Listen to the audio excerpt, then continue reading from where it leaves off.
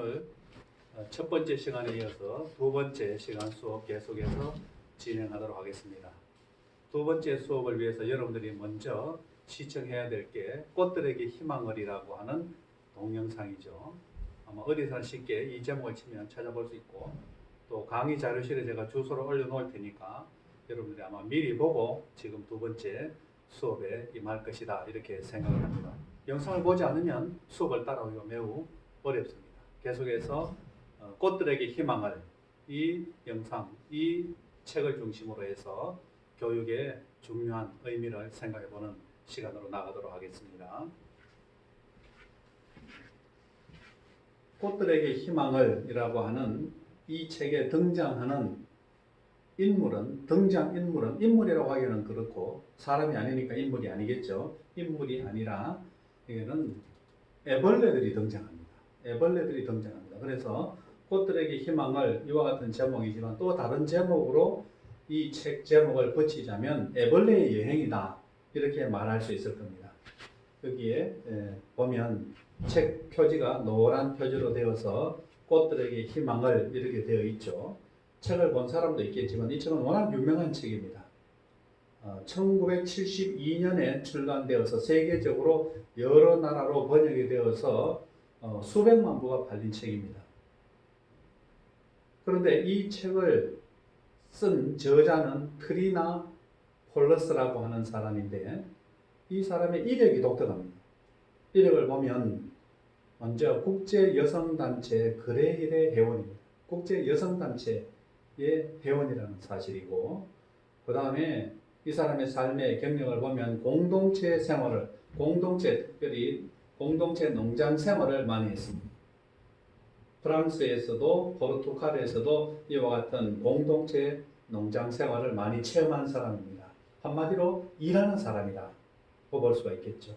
조각도 하고, 또 이 사람이 일하는데 특별히 관심을 가지고 있는 것이 유기농, 유기적인 방법으로 농사를 짓는 것, 생명농법 이런 것들을 체험하는 사람입니다. 또 이집트에서는 이집트 여성들의 자수협동조합을 설립하는 데에도 도움을 주어서 여성들이 자립할 수 있는, 일하는 여성들이 자립할 수 있도록 하는 이와 같은 것을 도와주기도 하는 이와 같은 독특한 경력을 가지고 있는 사람이 쓴 책이다. 그리고 책 제목은 꽃들에게 희망을 이렇게 붙이고 있습니다. 이 꽃들에게 희망을에 등장하는 주인공이라고 할까요? 이 주인공, 대표적인 이제 이야기를 이끌어 나가는 존재는 애벌레입니다. 애벌레. 줄무늬가 있는 애벌레라고 해서 그 애벌레 이름을 줄무늬 애벌레라 책에서는, 영상에서는 그렇게 이야기를 하고 있죠. 그런데 이 애벌레가 어느 날 있었는데, 이 애벌레가 먹는 것을 중단하고, 책 내용에 보면 그런 내용이 있습니다. 먹는 것을 중단하고 무엇을 했느냐 하면 생각을 하기 시작했다라는 거예요. 뭐 애벌레가 생각을 하는 애벌레가 있겠습니까? 그러나 이제 비유라는 거예요. 사람이 먹고 사는 것이 전부가 아니고 생각하기 시작함으로 해서 인간의 문명과 학문이 발전하기 시작했습니다. 만약에 사람이 먹고 사는 것으로 매몰되어서 먹고 잠자고 이 일만 계속해서 본능적으로만 살아갔다면 인류의 문명과 인간의 학문은 발전하지 않았을 겁니다. 오늘 이 애벌레처럼 먹는 것을 중단하고 먹기만 하는 삶을 중단하고 생각하는 삶을 살기 시작했다 이렇게 볼 수 있는 거예요. 그럼 사람이 사람답게 되기 시작하는 그 출발점은, 먹는 것은 동물들과 다 똑같이 합니다. 먹고 잠자고 또 새끼를 낳는 거, 모든 것들은 다 동물과 마찬가지예요. 그러나 인간이 다른 점, 인간이 달라지기 시작한 점은 생각하기 시작한다는 것에서 달라지기 시작하는 거죠. 나는 누구인가? 그냥 이렇게 먹고 살고 자라는 것 이외에 그 이상의 뭔가는 없을까? 이런 질문이고 이런 생각이죠.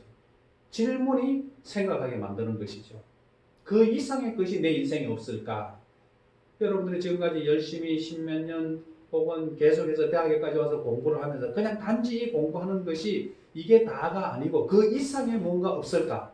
내 인생에 그 지금까지 살아왔던 것보다 다른 그 이상의 무언가, 이런 질문을 하는 것과 마찬가지죠. 거기에서 사실은 진정한 자기의 인생이 시작되는 겁니다. 생각함으로 해서 시작이 되는 것이죠. 아무런 생각이 없다면 아무런 변화도 없는 거예요. 철학은 뭐냐? 철학은 한마디로 말하자면 사람들이 생각하지 않는 것을 생각하는 것이 철학입니다. 철학자는 그럼 어떤 사람이겠어요? 다른 사람이 생각하지 않고 그냥 지나가는 것을 그게 뭘까라고 질문을 던지면서 생각하는 사람. 그 사람이 철학자입니다. 여러분도 다 철학자가 될 수가 있어요.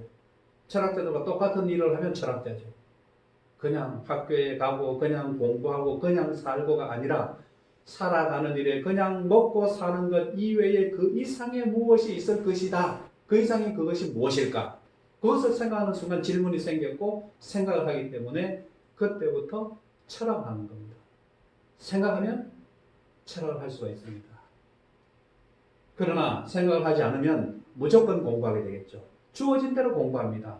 우월감을 위해서, 입신 출세를 위해서, 부귀영화를 위해서 그냥 공부하다가 그냥 인생을 마치는 거예요. 왜 공부하는지, 왜 사는지도 모르고 그냥 살아가는 것이죠. 그러나 오늘 이 애벌레에서 중요한 점은 삶에 그냥 먹고 자라는 것 이상의 무언가가 틀림없이 있을 것이다. 그것을 찾아보자 이렇게 됩니다. 그래서 여행을 하는 겁니다. 여행이 중요한 거죠. 새로운 것을 찾게 만들고 새로운 경험과 새로운 견문을 넓혀주기 때문에 여행이 중요한 겁니다. 그래서 이 줄무늬 있는 애벌레가 이제 집을 나왔습니다. 집 나오는 것을 가출이라고 하죠. 집을 나온 한자로 보면 집을 나온 건 아닙니까? 집을 나와서 여러분도 오늘 다 집을 나와서 뭔가를 찾아가는 여행자와 마찬가지죠.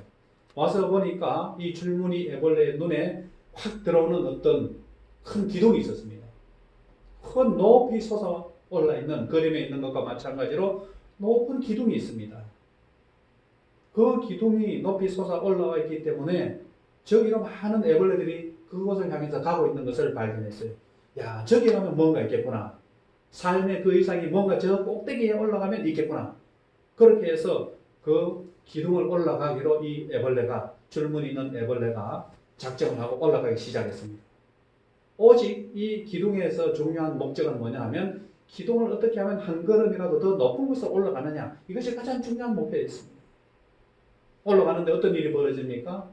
올라가면서 서로 벌레니까 꿈틀꿈틀거리고 서로 밀쳐내고 서로 밟기도 하고 그러면서 그 기둥을 계속해서 올라가는 현실입니다. 오늘날 교육의 현실과 생각하면 어떻습니까? 네, 비슷한 장면 아닙니까? 1등이 되기 위해서 저 높은 곳에 올라가기 위해서 경쟁적으로 계속해서 기어 올라가는 것이죠. 상대적으로 내가 어떤 성적의 위치에 있느냐, 이것이 중요한 시대 아닙니까? 내가 몇 등급이냐, 내가 어디에 있는가, 더 높은 곳에 있고자 그렇게 올라가는 학교의 모습, 사회의 모습과 이 기둥이 매우 닮아 있다, 이렇게 생각할 수 있습니다. 기둥의 현실이 서로 밟고 밟히고 또 올라서느냐 아니면 밟혀서 떨어지느냐, 이와 같은 문제로 다 현실적인 모습을 다 보여주고 있습니다. 친구는 있을 수 없는 거예요. 누가 더 빨리 높은 곳에 올라가느냐, 이것이 유일한 목적이기 때문에 앞서 올라가는 친구가 있어도 그 친구를 끌어내리고 내가 올라가야 되는 것이죠. 친구는 위협의 대상이고 또한 내가 목표를 향해서 나가는데 장애물이 되는 대상입니다. 그 다른 친구들과 다른 사람을 발판으로 삼아서 내가 그것을 딛고 올라가야 되는 것이에요. 이것이 기둥, 높이 솟아있는 기둥의 현실입니다. 이 기둥에서 목표는 오직 꼭대기에 올라가는 것, 교육의 장면으로 보자면 1등이 되는 것, 이것을 목표로 하는 것이죠. 꼭대기에 무엇이 있는지 묻지 않습니다. 도대체 꼭대기에 무엇이 있고 이 꼭대기에 올라가서 우리는 어디로 가고자 하는가, 그것을 묻지 않습니다. 목적은 단순합니다. 그냥 꼭대기에 올라가기만 하면 모든 것이 다 주어지는 것으로 생각하는, 이와 같은 목적으로 꼭대기에 올라가는 것, 이것이 거대한 벌레들의 기둥에서의 목적입니다. 요즘도 그런 운동회를 하고 있는지 모르지만 학교에 운동회를 하면 어떻습니까? 학생들을 같이 공부하던 친구들을 6명씩, 8명씩 줄을 세워놓고 같은 줄에 세워놓고 총소리와 더불어서 막 달리기를 시키죠. 그래서 결승 지점까지 누가 빨리 들어오느냐, 1등으로 들어오고 2등으로 들어오고 3등으로 들어오고 그래서 전에는 3등 이하에 1등, 2등, 3등까지는 깃발 앞에다가 차례로 세워주고 3등 이하는 줄도 세우지 않습니다. 그냥 저쪽으로 가라고 얘기합니다. 오직 등수에 들어가는 것을 목표로 하는 옛날 운동회의 모습이었어요. 그것이 학교 교육의 모습과 그대로 닮아 있는 거예요. 등수 안에 들어가느냐 들어가지 못하느냐 그것으로 모든 것을 결정해버리는 것이죠. 그러한 모습이 바로 사회의 현실이고 교육의 현실을 보여주고 반영하는 이 애벌레들의 기둥과 같다라는 거예요. 비유적으로 보자면. 저자는 그것을 얘기하고자 하는 겁니다. 이 사회의 현실이, 이 교육의 현실이 벌레들이 무조건 위로만 올라가려고 하는 이와 같은 벌레들의 기둥 오르기와 같다라는 것을 비유를 통해서 나타내고자 하는 것이죠. 그래서 이 줄무늬 애벌레가 그 기둥을 올라가다가 그 기둥을 올라가는 일에 회의감을 느꼈습니다. 여기에서 올라가면 뭘 하느냐. 그리고 결정적으로 이 줄무늬 애벌레가 기둥을 올라가다가 노랑 무늬가 있는 노란색 애벌레를 만났어요. 그래서 둘이 서로 이야기를 하다가 마침 노란 색깔 애벌레가 여기 우리가 더 이상 올라가서 무슨 소용이 있을까? 내려가자 이렇게 얘기했어요. 오르기를 포기하고 내려가자 이런 이야기를 했어요. 그러니까 그 이야기를 듣고 줄무늬 있는 애벌레도 좋다 이렇게 내려가자 서로 동의하고 내려오기 시작했어요. 그래서 이 두 마리는 줄무늬 있는 애벌레와 노란색 애벌레는 더 이상 벌레들의 기둥에 올라가는 일을 포기했어요. 올라가지 않고 이제는 내려가자 이렇게 된 거예요. 가치관이 완전히 바뀐 거죠. 그 전까지는 어떤 가치관이었습니까? 무조건 저 꼭대기에 최고 높은 곳에 어떻게 하면 내가 빨리 올라갈 수 있을까? 올라가는 가치관이었어요. 올라가는 가치관. 그래서 거기에서 우월감을 느끼고 또 자기 밑에 있는 모든 것들에 대해서 차별감을 느낄 수 있는 이와 같은 가치관으로서 올라가는 것이었다면 내려오기 시작하므로 이제는 높은 곳에 있는 것이 의미가 없게 됩니다. 내려가는 거예요. 내려놓는 것이죠. 그래서 이 줄무늬 애벌레와 노란색 애벌레가 벌레들의 기둥을 내려오게 됩니다. 오늘날 많은 대부분 국가들과 대부분 사회와 학교에서의 가치관은 여전히 오늘날 세계의 가치관, 21세기의 가치관은 여전히 오르기 가치관입니다. 어떻게 하면 더 부강한 나라가 되느냐, 어떻게 하면 더 잘 사는 나라가 되고, 어떻게 하면 더 성공하는 개인이 되느냐, 전부 다 오르는 것이죠. 국가도 그렇고 개인도 그렇습니다. 그러나 내려가는 가치관, 내려오기 가치관은 1등이 되거나 우월한 어떤 우월감에 사로잡혀서 최고가 되는 것을 목적으로 삼지 않습니다. 중국의 유학사상가 중에 공자와 노자가 있습니다. 공자는 자기가 가지고 있는 이론과 사상을 통해서 인위적으로 사회를 좋은 사회로 만들려고 했어요. 예를 통해서 인을 회복해서 사회를 예와 인이 있는 사회로 좋은 이상사회로 만들려고 했어요. 그렇게 하기 위해서 애쓰고 열심히 공부했어요. 그런데 노자는 어떻게 생각하느냐? 그냥 내버려 두라는 거예요. 그냥 내버려 두라. 그냥 있는 그대로 내버려 두라는 거예요. 그래서 물이 흐르듯이 바람이 불듯이 그냥 그렇게 버려두고 자연 상태로 자연 질서 가운데서 살아갈 수 있도록 버려두는 것이 훨씬 더 바람직하다. 그것이 노자의 사상이었죠. 노자의 도가 사상이라고 말할 수 있죠. 도라고 하는 것은 그러니까 자연에 나타난 질서와 조화 그냥 내버려 두는 거예요. 스스로 도를 찾아갈 수 있도록. 그러나 공자는 인위적으로 그것을 하려고 했죠. 예와 인으로서. 이거는 차이가 있는 거예요. 공자의 사상은 계속해서 열심히 무언가를 위해서 애써서 노력해야 된다는 사상이라고 하면 노자는 있는 그대로 자연 그대로 내버려 두는 것이 가장 좋다. 이런 사상이라고 볼 수 있죠. 기둥을 내려온다. 기둥을 올라간다. 이 가치관은 서로 다른 거예요. 줄무늬 애벌레와 노란 색깔 있는 노란색 애벌레는 내려오는 가치를 선택한 거예요. 그래서 내려와서 이 두 마리 애벌레가 숲속에서 서로 사이좋게 행복하게 살았는데 문제는 아무 일이 없으면 일상만 반복이 되게 되면 어떤 일이 생기느냐? 우리 자료에도 보면 나와 있지만 두 글자가 생겨납니다. 사람의 생활 가운데서 권태라고 하는 것이 생겨납니다. 아무리 좋은 것도 똑같은 일이 계속해서 반복되게 되면 권태감이 생깁니다.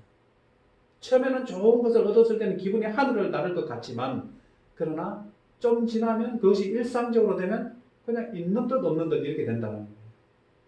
권태가 되는 거죠. 제대한 군인이 어떻습니까? 제대할 때는 무엇이든지 할 수 있을 것 같죠. 집에만 오면 군대에서만 나오기만 하면 모든 것들이 다 완벽하게 행복할 것 같죠. 하늘을 나를 것 같죠. 그러나 한 일주일 정도, 한 10일 정도 지나고 나면 그날이 그날이에요. 권태가 찾아오는 거예요. 군대에 있을 때가 좀 더 재미있었다. 이런 생각이 들 정도라는 거예요. 지금 노란 애벌레와 줄무늬 애벌레가 다시 내려왔다고 했잖아요. 내려와서 느끼는 게 권태감입니다. 자료에 보니까 서로 사랑해서 껴안는 것조차도 진저리가 난다. 이렇게 표현하고 있는 것, 그것이 권태입니다. 신혼부부가 뭐 한 2, 3년만 지나면 이렇게 되는 상태 되는 거 아니겠어요? 사는데 다시 이 줄무늬 애벌레는 다시 생각을 했습니다. 사는 데는 지금 살아가는 것 이상의 뭔가 분명히 있을 것이다. 이런 생각을 했죠. 그래서 그것을 반드시 알아내야 되겠다. 그렇게 생각해서 그 자료에 보면 권태라고 하는 제목의 자료에 보면 어떻습니까? 그 숲풀 속에서 있는 줄무늬 있는 애벌레가 다시 숲속의 집을 벗어나기 시작해서 다른 곳으로 또 여행을 시작하죠. 2차 여행을 시작합니다. 다시 언덕에 그 높은 곳에 가면 무엇이 있는지 반드시 알아내고 말 거야. 이런 생각으로 올라가는 겁니다. 그래서 이 줄무늬 있는 애벌레는 숲속의 집을 떠나게 되었고 그러면 혼자 남아있는 노란 애벌레는 떠나고 난 다음에 혼자 남아있어서 외롭고 슬프고 이와 같은 과정에서 늙은 애벌레를 우연히 만나게 됩니다. 늙은 애벌레. 애벌레로서 이제 일생을 다 마쳐가는 늙은 애벌레. 늙었다라고 하는, 늙음이라고 하는 말이 오늘날에는 늙었다라고 하면 매우 듣기 싫은 말로, 좋지 않은 말로 이렇게 생각을 하잖아요. 그러나 옛날에는 오늘날 이 시대 현대사회가 아니고 과거에는 늙었다라고 하는 것이 존중의 대상입니다. 늙은이를 존중해야 된다. 나이 든 사람을 존중해야 된다. 그래서 모든 중요한 결정은 늙은 사람이 결정합니다. 왜냐하면 늙었다라고 하는 것은 과거에는 노련하다, 성숙하다 이렇게 생각했거든요. 그래서 이 늙은 애벌레를 만나서 이 노랑 애벌레가 새로운 것을 깨닫게 됩니다. 늙은 애벌레가 나무에 거꾸로 매달려서 매우 고통스러운 모습으로 있는 것을 발견하게 되었어요.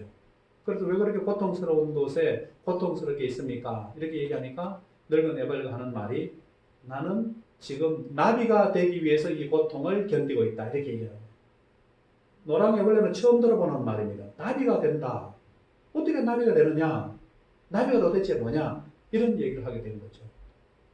그러니까 늙은 애벌레가 지금 꽃에서 벗어나서 이제 나비가 되는 과정에 있는 늙은 애벌레가 말해줍니다. 나비는 이런 거다. 나비는 이런 존재다. 나비가 하는 일에 대해서 설명합니다. 그래서 나비가 하는 일, 다음 장면에 보면 나비는 어떤 일을 하는가? 나비는 첫 번째 하늘을 난다는 거예요. 애벌레로서는 상상할 수 없죠. 하늘을 난다는 것을 어떻게 애벌레가 상상할 수 있겠습니까? 애벌레는 어떻게 이동을 합니까? 온몸을 땅에다가 대고 기어다니지 않습니까? 기어다니는 애벌레가 하늘을 날아갈 수 있는 나비가 된다 라고 하는 이야기를 하는 겁니다. 하늘을 나는 나비. 그리고 나비는 무엇을 먹고 사느냐? 꽃에서 나오는 달콤한 꿀을 먹으면서 산다라는 거죠. 애벌레는 풀에 나오는 이와 같은 것을 갉아먹지만 나비는 꽃에서 나오는 꿀을 먹는다라는 거예요.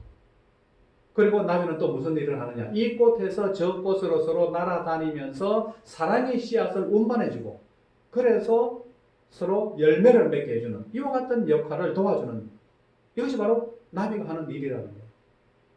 나비가 날아다닐 때마다 세상에는 향기가 점점 퍼져가게 되는 이 일을 하는 것이 바로 나비다. 그것을 늙은 애벌레로부터 듣게 되는 거예요. 그러므로 나비는 애벌레와 비교했을 때 나비는 어떤 존재입니까?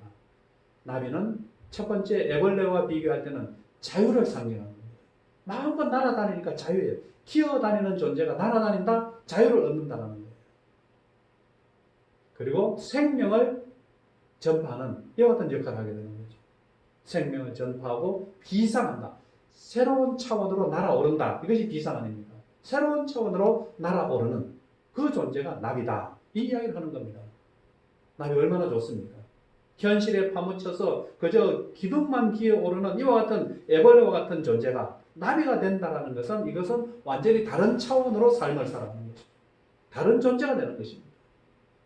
그러면 나비가 되기 위해서는 어떻게 해야 됩니까? 이렇게 노랑 애벌레가 늙은 애벌레에게 묻습니다. 그러니까 책에는 뭐라고 되어 있느냐 하면 이렇게 되어 있습니다. 솜털투성이의 벌레뿐인데 내 속에 나비가 들어있다고요? 이렇게 묻습니다. 늙은 애벌레가 네 안에도 노랑 애벌레에게 네 안에도 나비가 될 가능성이 있다 이렇게 얘기했습니다. 자기는 믿을 수 없는 거예요. 이 벌레 같은 존재가 어떻게 나비가 될 수 있는가? 더더구나 자기 안에 그것이 들어있다는 거니까. 그럼 어떻게 나비가 될 수 있는가? 이런 질문을 하게 됩니다. 어떻게 나비가 될 수 있는가? 애벌레가 어떻게 나비가 될 수 있는가? 첫 번째, 애벌레가 나비가 되기 위해서는 애벌레 상태를 자기 스스로 기꺼이 포기해야 돼요. 애벌레를 고집해서는 나비가 될 수 없다는 사실이죠. 그래서 애벌레 상태를 기꺼이 포기해야 돼요. 포기하지 못하면 나비가 되지 못합니다. 그리고 간절히 날아가는 나비가 되기 위해서 나비가 되는 것을 소원을 해야 돼요. 소원을 품어야 됩니다. 현재 상태를 포기하고 날아가는 나비가 되는 것을 간절히 소원할 때에 나비가 될 수 있다. 이런 얘기를 하는 겁니다. 그러므로 새로운 세계를 향해서 꿈을 가지고 새로운 세계를 향해서 현재 상태를 포기하지 않으면 새로운 세계로 나갈 수 없는 것이죠.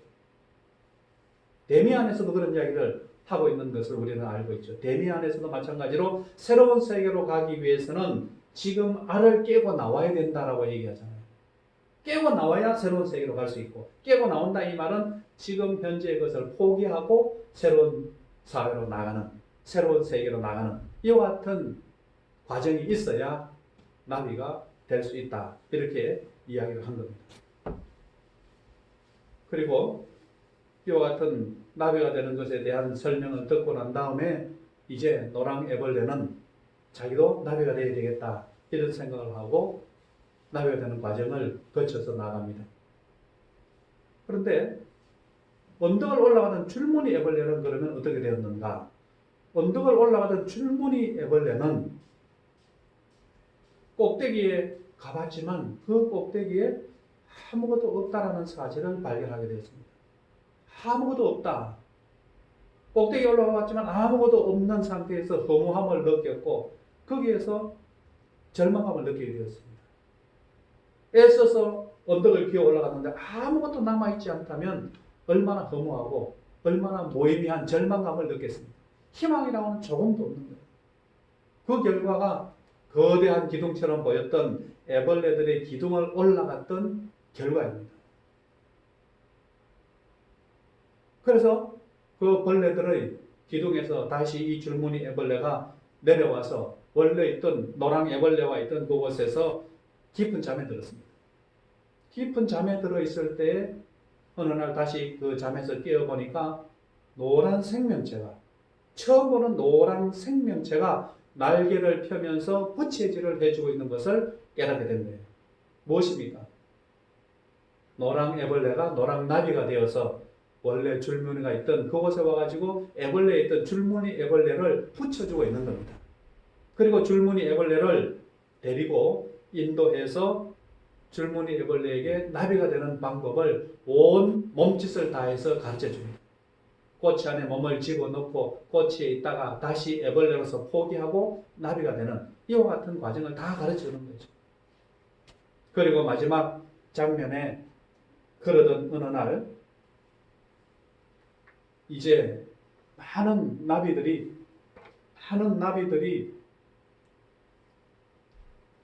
봄날에 새롭게 나타날 때 끝이 아니라 새로운 시작이라고 하는 이와 같은 장면으로서 많은 나비들이 애벌레에서 나비가 되는 그때에 노랑 애벌레도 나비가 돼서 날아다니고 줄무늬 애벌레도 나비가 되어서 날아다니는 이와 같은 봄날을 맞이하게 됩니다. 그러나 이 책은 이 영상은 어떻게 끝나는가? 그것으로 끝이 아니라, 나비가 되는 것으로 끝이 아니라 그때부터 다시 새로운 시작이다. 이렇게 이 영상 혹은 이 꽃들에게 희망을이라고 하는 책이 끝나게 됩니다. 이 영상을 통해서 우리가 오늘 한번 교육에 대한 현실을 정리를 해보면, 교육의 진정한 의미는 무엇일까? 교육의 진정한 의미는 단지 1등이 되고 높은 곳에 성공적으로 올라가는 것이 목적이 아니라, 교육의 과정에서 다양한 경험과 체험을 통해서 새로운 존재가 되는 겁니다. 한마디로 말하자면 벌레 같은 존재가 나비와 같은 존재가 되는 과정, 그것이 곧 교육의 진정한 의미와 진정한 목적이라는 것이죠. 그것을 위해서는 애벌레와 같은 상태에서 나비가 되는 상태로 변화하기를 애써야 됩니다. 변화입니다. 바뀌어야 됩니다. 그리고 그 가능성은 어디에 들어있는가? 그 가능성은 곧 자기 자신의 내부에 들어있다는 것이죠. 마치 애벌레가 자기 안에 들어있는 나비가 될 가능성을 실현해 나가는 것과 마찬가지로, 교육은 각자 학습자들이 가지고 있는 내적인 가능성을 밖으로 다 실현시켜 줌으로 해서 새로운 존재로서, 새로운 차원으로서 삶을 살아가도록 만들어주는 일, 그것이 바로 교육의 진정한 목적이다. 이 영상, 꽃들에게 희망을이라고 하는 영상을 통해서 우리는 바로 교육의 진정한 의미를 생각하게 됩니다. 그래서 오늘 강의를 여기까지 하고, 다음 주 강의는 그러면 무엇으로 할 것인가? 다음 주 3주 강의는 이제 교육 철학에 들어가는 방법을 중심으로 해서 강의를 하고자 합니다. 다음 페이지에 보면 교육 철학을 하는 방법에 보면, 첫 번째, 교육 철학을 하는데 3가지 방법이 있다는 사실을 예고를 합니다. 자세한 내용은 다음 주에 계속해서 강의를 하겠지만, 철학을 하는 3가지 방법을 가지고 우리가 교육에 대해서 접근에 들어가면 그것이 바로 교육 철학입니다. 철학자들이 하는 방법을 소개하고자 하는 겁니다. 철학자들은 첫 번째 무엇을 하느냐? 질문을 던지는 사람입니다. 질문을 던지고 그 질문에 대해서 묻고 대화를 합니다. 묻고 대답하고 대화를 합니다. 그게 두 번째 방법이죠. 그리고 세 번째 철학을 하는 방법은 바로 진정한 철학의 의미, 지혜를 찾아가는 방법으로 철학을 이끌어 나가고자 하는 겁니다. 이 3가지에 대해서 다음 시간에 본격적으로 다시 좀 더 자세하게 철학하는 방법을 중심으로 강의하도록 하고, 오늘 2주차 교육은 여기에서 마치도록 하겠습니다. 다음 주 한 주일 동안 건강하게 잘 지내다가 다시 교육 철학에 대해서 3가지 방법을 가지고 강의를 계속해서 하도록 하겠습니다. 수고하셨습니다.